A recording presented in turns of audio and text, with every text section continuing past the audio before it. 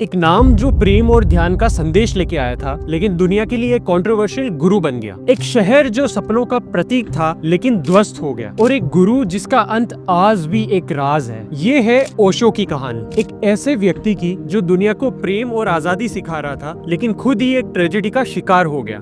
You just dance and sing and enjoy, and soon they will be taken over. That's how we are going to take over the whole America.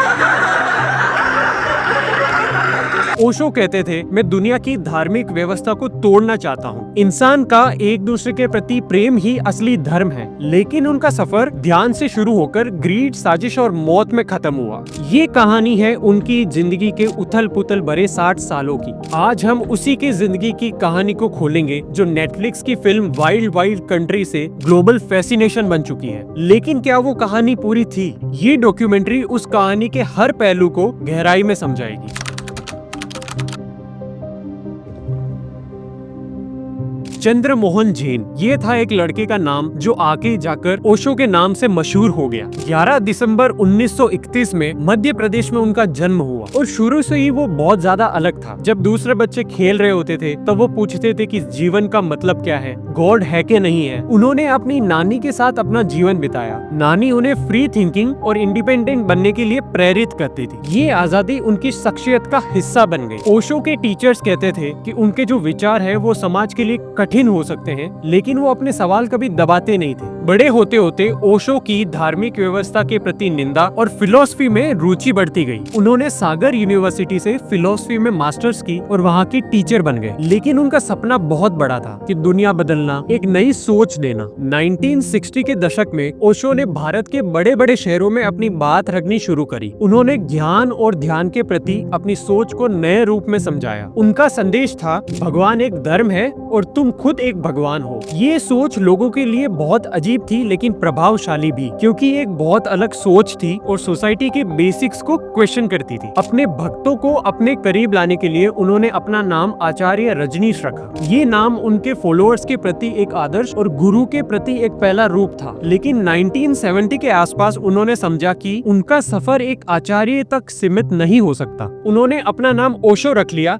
जो एक जापानी शब्द से प्रेरित था। ओशो कहते थे, ये नाम मेरे अंदर की शांति और आनंदता का प्रतीक है। नाम का ये बदलाव एक ऐसे गुरु का जन्म था जो ध्यान का एक ग्लोबल प्रतीक बन गया। 1974 में पुणे के कोरेगांव में ओशो ने अपने पहले आश्रम की स्थापना की। ये आश्रम कोई धार्मिक स्थल नहीं था, ये एक अलग ही दुनिया थी। एक ऐसी जगह जहाँ हर बाउंड्रीज खत्म हो जाती थी और लोग अपनी इंडिविजुअलिटी को खोज सकते थे। यहाँ हर सुबह डायनामिक मेडिटेशन होती थी, जहाँ लोग नाचते थे, चिल्लाते थे और अपने अंदर की वाइल्डनेस को बाहर निकालते थे। ओशो कहते थे, जब तक तुम्हारे अंदर के सारे इमोशंस बाहर नहीं आ जाते, तुम कभी शांत नहीं हो सकते हो। मेडिटेशन के अलावा यहाँ आर्ट, म्यूजिक और स्पिरिचुअलिटी का मिक्स होता था। लेकिन ओशो मानते थे, बच्चे होना और उनको संभालना एक स्पिरिचुअलिटी की जर्नी के बीच की रुकावट है। ये विचार उनके सपोर्टर्स और क्रिटिक्स के बीच में एक बड़ा विवाद बन गया। पुणे आश्रम उनकी पॉपुलैरिटी का शिखर था, लेकिन यही वो जगह थी जहाँ उनकी कंट्रोवर्सी शुरू हुई। ये आश्रम उनका पहला साम्राज्य था जो उन्हें दुनिया भर की हेडलाइंस में ले गया। ओशो के शब्दों में एक जादू था कि एक व्यक्ति अपने अंदर इतनी शक्ति जगा सकता है कि उसे किसी भगवान की जरूरत ना हो। इस सोच ने उन्हें उन लोगों का आदर्श बनाया जो धार्मिक व्यवस्था को तोड़ना चाहते थे।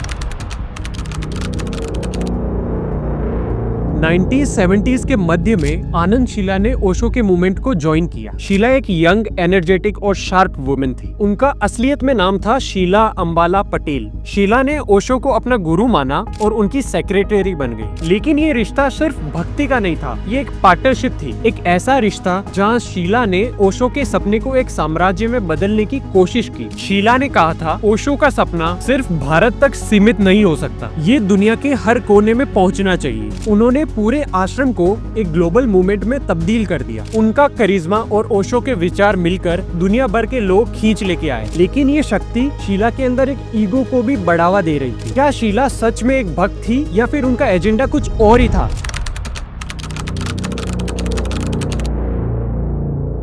1981 में शीला और ओशो ने एक नया सपना देखा, एक शहर जो उनके विचारों का प्रतीक हो। ओरेगोन यूएसए में एक सुनसान रेगिस्तान में 64,000 एकड़ की जमीन खरीदी गई। यहाँ एक शहर बनाया गया, रजनीशपुरम। रजनीशपुरम में सब कुछ था, meditation halls, organic farms, luxury villas और ओशो के लिए एक convoy of 93 Rolls Royce car. ये शहर एक यूटोपिया था, लेकिन इसके पीछे की साजिश धीरे धीरे सामने आ रही थी। अमेरिका के लोकल लोग रजनीशपुरम को एक थ्रेट के रूप में देखते थे। शीला ने लोकल इलेक्शंस में रजनीशपुरम के लोगों को पावर में लाने का एक तरीका आजमाया।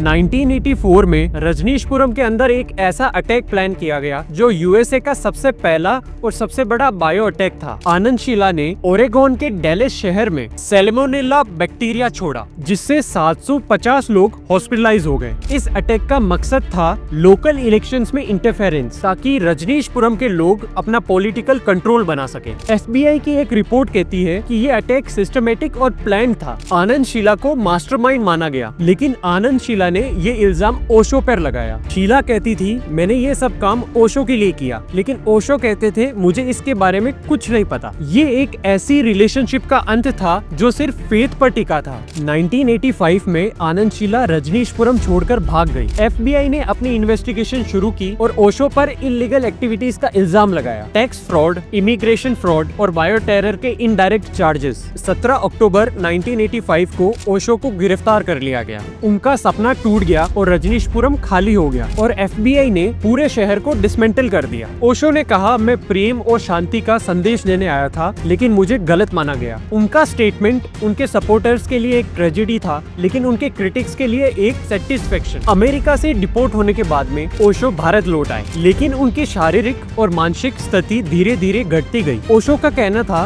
उन्हें अमेरिका में पॉइजन किया गया, लेकिन ये दावा कभी प्रूव नहीं हुआ। लेकिन उनकी हेल्थ डिटोरिएट होती गई। 19 जनवरी 1990 में ओशो का उनके आश्रम में देहांत हो गया। उनके फॉलोअर्स कहते हैं कि उनकी डेथ एक नेचुरल प्रोसेस थी, लेकिन कुछ कॉन्स्पिरेसी थ्योरीज अभी भी चालू है। उनकी समाधि आश्रम में है और उनका एपिटाफ कहता है, never born, never died, only visited earth between 1931 to 1990। Osho की जिंदगी एक सफर थी, ध्यान और शांति से लेकर कंट्रोवर्सीज और क्रिमिनलिटी तक, लेकिन उनके विचार आज भी जिंदा है। उनकी बुक्स दुनिया भर में पढ़ी जा रही है। लेकिन एक सवाल आज भी जिंदा है, क्या ओशो एक मसीहा थे या फिर एक मैनिपुलेटिव मास्टरमाइंड? ओशो कहते थे, मुझे समझा नहीं जा सकता, मुझे बस महसूस किया जा सकता है। शायद ये उनके सफर का सबसे बड़ा सत्य था, एक व्यक्ति जिसने दुनिया बदलने की कोशिश की, लेकिन दुनिया उन्हें कभी भूल नहीं पाई।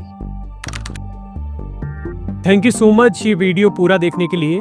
अगर आपको ये डॉक्यूमेंट्री पसंद आई तो आगे से आगे लाइक और शेयर करें, अपने फैमिली और अपने फ्रेंड्स को जरूर दिखाएं ये video. Once again thank you so much. जय हिंद।